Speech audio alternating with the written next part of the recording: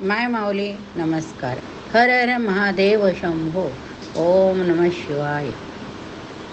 श्री काशीखंड कथासार अभिवाचन करत आहे. अध्याय 11-12. दुर्वासनाचा इंद्राला शाप. समुद्र मंथनाची पूर्वतयारी. समुद्र मंथन. श्री गणेशाय नमः. विमान पुढे जात होते. मार्गामध्ये एका ठिकाणी दिव्य सुगंधाचा अनुभव आला. त्या सुवासनाने शिवशर्माला फारच आल्हाद वाटला. त्याने विष्णुदूतांना विचारले, हा कोणता लोक आहे? याचा कोण अधिपती?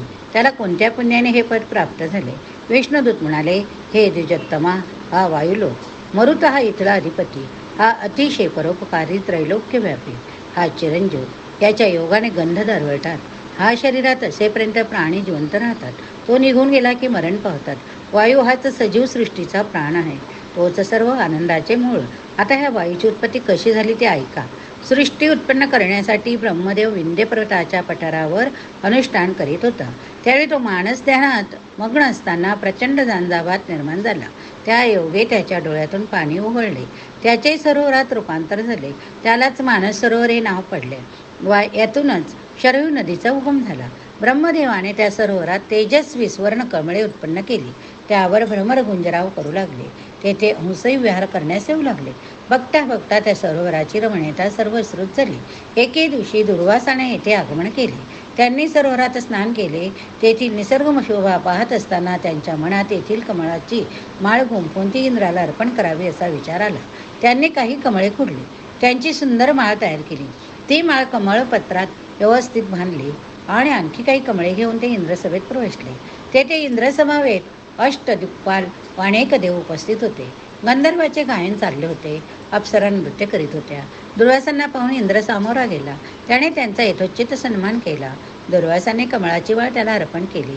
अन्य कमळे देवांना वाटली. इंद्राने ती माळ ऐरावताच्या गळ्यात घातली. इतर देवांनी त्यांचेच अनुकरण केले. त्याने ती पुढे आपापल्या वाहनाच्या गळ्यात घातली. आपल्या सद्भावनेच्या इंद्राने अवमान केला याचे दुर्वासांना वाईट वाटले. त्यांनी रागाने इंद्राची निर्वसना केली. ते म्हणाले, हे तू काय केलेस? ही दिव्य कमळे मी पशूंसाठी आणली होती काय? या देवानेही तुझे अनुकरण केले. यात काय म्हणावे? तुझेही चुकले आणि त्यांचेही चुकले. तू मला चांगल्या गोष्टीचा आदर करता येत नाही हेच खरे. ह्या कमळांचा खरा भोगता विष्णूच आहे. राजवंशाच्याच मोत्याची किंमत, कावळ्यांना त्याचे काय? दुर्वासनाला राग वाक्याबाहेर गेला. ते सभेतून उठले व म्हणाले, इंद्रा, माझा अपमान करण्या इतपत उन्मत्त झालास काय? तुझ्या आपाशी 14 रत्ने आहेत. ती तुला व्यर्थ प्राप्त झाली. त्याचाही तुला उपयोग करता नाही आला. तुला उपयोग नाही असे मला वाटते. म्हणून ती समुद्रात गडप झाली. दुर्वासनाची शापवाणी ऐकून देवसभेत अहंकार माजला. इंद्रही घाबरला.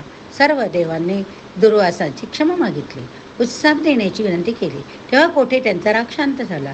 ते म्हणाले, ती रत्ने परत मिळविण्यासाठी समुद्राचे मंथन करावे लागेल. त्यासाठी मंदार पर्वताची रवी आणि वासुकी सर्पाची दोरी साहित्य लागेल. विष्णू त्या रवीला आधार देईल. शंकर तिच्या माथ्यावर बसेल. देवदानवाने मिळून रवीने सागर घुसळावा, म्हणजे ती रत्ने पुन्हा प्राप्त होतील. दुर्वास निघून गेले. त्याच वेळी इंद्राची प्रतिष्ठा असणारी ती 14 रत्ने स्वर्गातून सागरात पडली. ही रत्ने शंकराच्या वाहनाने म्हणजेच नंदीने निर्माण केली होती. लक्ष्मी, कौस्तुभमणी, पारिजातक, धन्वंतरी, कामधेनू, चंद्र, रंभा नामक अप्सरा, देवदत्त शंख, आलविष, अमृत, इंद्राचा नंदघोष नामक रथ ओढणारा उच्चस्त्रवा अश्व, ऐरावत, विष्णुचाप, सुरा ही 14 रत्न आहेत. ती सर्व गेल्यामुळे इंद्राचे वैभव निस्तेज झाले. देवांना चिंतेने ग्रासले. अशी 100 वर्षे लोटली. इंद्राने बृहस्पतींना बोलावून घेतले व म्हणाला, गुरुदेव, 14 रत्नांशिवाय मी इंद्रपदावर असून नसल्यासारखाच आहे. ती परत मिळवण्यासाठी काहीतरी युक्ती करा. तेव्हा इंद्रादी सुरगणांना घेऊन बृहस्पती सत्यलोकी ब्रह्मदेवाकडे गेले. त्याला रत्नप्राप्तीसाठी उपाय सुचवण्याची विनंती केली, पण त्यालाही काही सुचेना. त्याने सर्वांना वैकुंठात नेले. श्री विष्णूला देवांचे गाऱ्हाणे सांगितले. त्याने देवांना शंकराकडे नेले. त्याला सर्व वृत्तांत कथन केला. शंकर नंदीवर आरूढ होऊन देवांचा अमरावतीस आला. तेथे त्रिदेवाने प्रदीर्घ विचार विमर्श केला. त्या बैठकीत समुद्र मंथन करण्याचे निश्चित झाले. त्यामुळे त्रिभुवनात अहंकार माजला. बघता बघता सर्व देव, दिक्पाल, ग्रहादी सर्व मंडळी आपापल्या वाहनातून गणांचं तेथे आले. ब्रह्मदेवाने राहूला पाठवून सप्तपाताळातील सर्व राक्षसांनाही बोलावून घेतले. मग ब्रह्मा, विष्णू, बृहस्पती, इंद्र विचार विमर्श करण्यासाठी शंकराकडे गेले. राहूलाही बोलवण्यात आले. त्याने शंकराला विचारले, मला येथे का प्राचारण केले? तेव्हा ब्रह्मदेव म्हणाला, इंद्राची समुद्रात पडलेली 14 रत्ने काढण्यासाठी समुद्र मंथन करायचे आहे. त्यासाठी तुमचे सहाय्य हवे. ते रत्ने देव आणि दैत्यांमध्ये विभागून देण्याचे ठरले. राहू म्हणाला, तुम्ही आम्हाला कोणतेही रत्न द्याल ते आम्ही कसे स्वीकारणार? जे आम्हाला प्रिय तेच आम्ही घेऊ. हे तुम्हाला मान्य असेल तर आम्ही सहाय्य करू, नाहीतर आम्ही कशासाठी व्यर्थ परिश्रम करायचे? ब्रह्मदेवाने त्याची मागणी विचारली. तो म्हणाला, आम्हाला फक्त अमृत हवे, अमृत, बाकी काही नको. राहूची मागणी विलक्षण होती, पण ती मान्य करण्याशिवाय दुसरा पर्याय नव्हता. विधात्याने देवांच्या वतीने ती अट मान्य केली. शंकराने देवासुरांना क्षीरसागराच्या तीरावर असलेला मंदार पर्वत उपटून आणावयास सांगितला. देवांनी दैत्यांनी तो पर्वत महत्प्रयासाने उपटला. प्रयत्नांची शर्त करीत काही अंतर नेला. तो पर्वत खूपच जड होता. त्याला वाहून नेताना सर्वांची दमछाक झाली.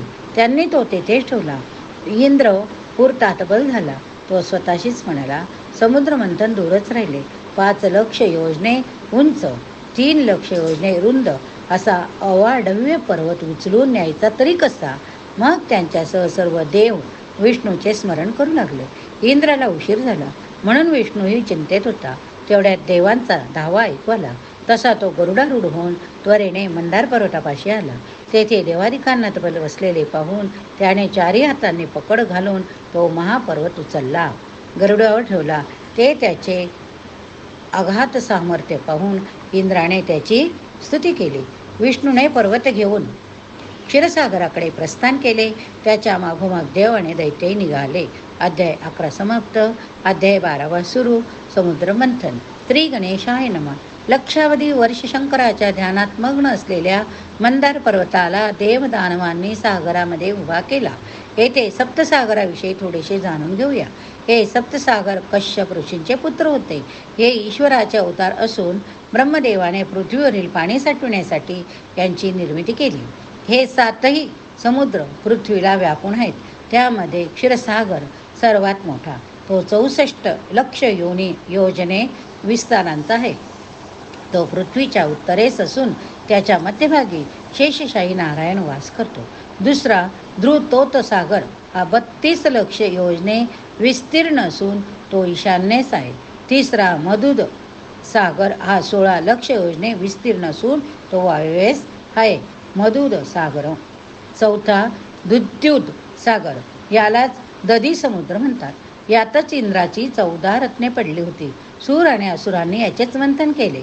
हा पूर्व दिशेस 8 लक्ष योजने विस्तृत आहे. आग्नेय दिशेस इक्षुर शोध सागर आहे. तो 4 लक्ष योजने विस्ताराचा. 6वा नीरसमुद्र हा पश्चिमेस असून तो 2 लक्ष योजने पसरलेला. दक्षिणेस 1 लक्ष योजने विस्तारांचा 7वा लवणसागर. सूर्यवंशातील सगर राजाने याचा विस्तार 1.25 लक्ष योजने इतका केला. पृथ्वीच्या निवृत्तेस समुद्र नाही, तेथे राक्षसाधिकांचा निवास आहे. दधी समुद्रात घातलेल्या मंदार पर्वताला वासुकीने वेढा दिला. महासर्परूपी अशा ह्या दोरीचा पूर्वेकडील मुखाचा भाग दैत्यांनी धरला, तर पश्चिमेकडील शेपटीचा भाग देवांनी धरला. विष्णूने कूर्मरूप घेऊन त्या पर्वताला आपल्या पाठीवर तोलून धरले. शंकर सिद्धासन घालून समुद्रमंथनाची गंमत पाहू लागला. देव आणि दानवांनी पूर्वशक्तीनिशी समुद्रमंथनास प्रारंभ केला. वासुकीच्या वेड्यात मंदार पर्वत वेगाने गरगरा फिरू लागला. सागराचे पाणी वेगाने ढवळले जाऊन आकाशात उसळू लागले. त्याच्या निनादाने 10 दिशा कोंडून गेल्या. अवघे भूमंडळ थरथरू लागले. त्या हद्र्याने पर्वताचे कडे कोसळू लागले. जलचरांचा मोठ्या प्रमाणात विनाश होऊ लागला. वादळे निर्माण झाली. विजा कडकडू लागल्या. सागराच्या फेसाने मंदार पर्वत व्यापून गेला. वासुकीच्या फुत्कारांनी महाभयंकर आगी लागल्या.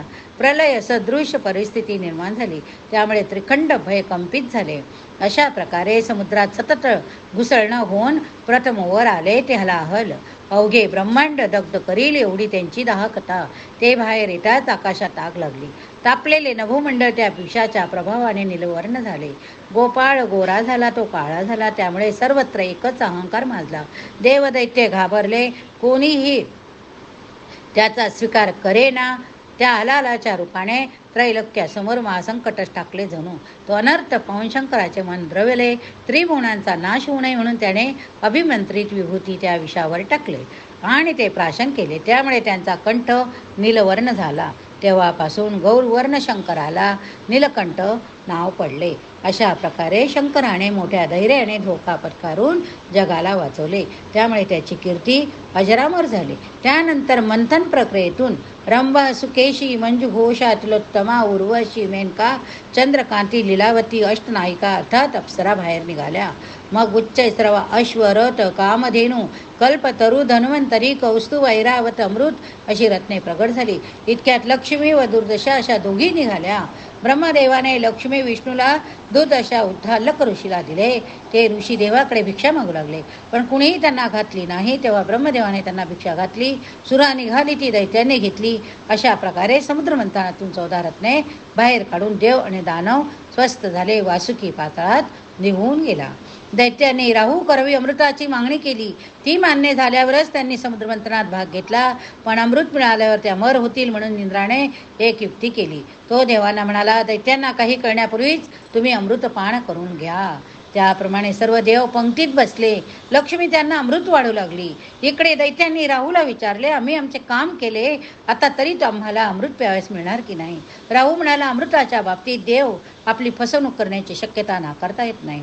मी तेथे जाऊन येतो, तुम्ही येथेच थांबा. मग तो गुप्त रूपाने देवांपाशी आला. तेथे सर्वजण अमृत पित होते.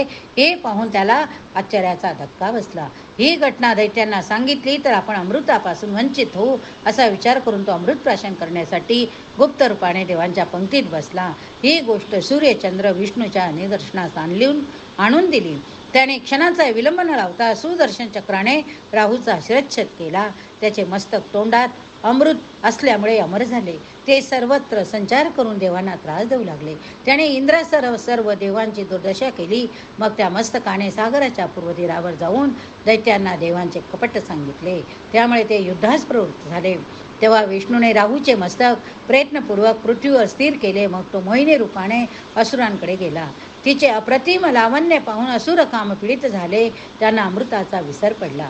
त्या मोहिनी रूपाने विष्णूने त्यांना मोठीच भूल पाडली. तिने मी तुमच्यासाठी अमृत आणले आहे असे सांगून दैत्यांना मदिरा पाजले. सुरापानाने उन्मत्त व बेधुंद झालेले ते दैत्य मग आपापसातच युद्ध करू लागले.